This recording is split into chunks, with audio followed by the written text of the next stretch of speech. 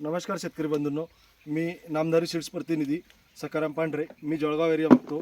आज आपण तरवाडे या गावामध्ये आलो आहे दादांच्या प्लॉटवरती।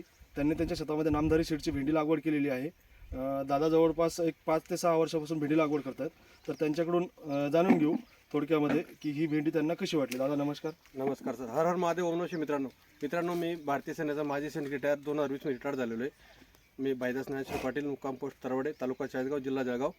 Mobile number 968232 9682। नामधारी सीडची व्हरायटी मी लागवड केलेली आहे ऑक्टोबर 20 तारखेला। कुठली व्हरायटी लागवड केली तुम्ही? नामधारी 4x7। ओके, 20 तारखेला लागवड केलेली आहे मी। आजचा जवळपास 17-18 तोडा चालू आहे। उत्पन्न बाबतीत म्हणाल तुम्ही 1 किलो भेंडी लागवड केलेली, 1 किलोला ॲव्हरेज जवळपास 2.5-2.5 क्विंटलपर्यंत ॲव्हरेज बसते तिचं।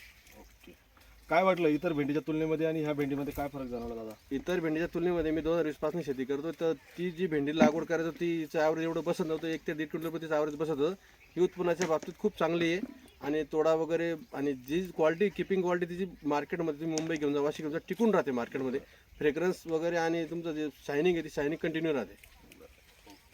धन्यवाद दादा। इतर शेतकऱ्यांना काय मेसेज देऊ शकता? इतर शेतकऱ्यांनी भेंडी लागवड पाहिजे करायला पाहिजे नाही नामधारी 4x7 अवश्य लागवड करावी। प्रत्येक शेतकऱ्याला माझी हात जोडून विनंती आहे। उत्पादनाच्या बाबतीत चांगली आहे। धन्यवाद दादा। बघू शकता शेतकरी बंधूंनो, तुम्ही सेटिंग सुद्धा बघू शकता।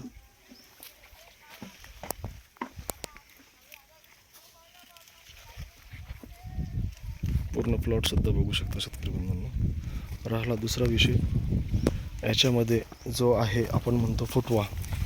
बघा, फुटवा सुद्धा बघू शकता तुम्ही शेतकरी बंधूंनो। हा फुटवा आहे, बघू शकता। फुटवा सुद्धा चालू झालेला आहे, फुटव्याला सुद्धा माल आहे।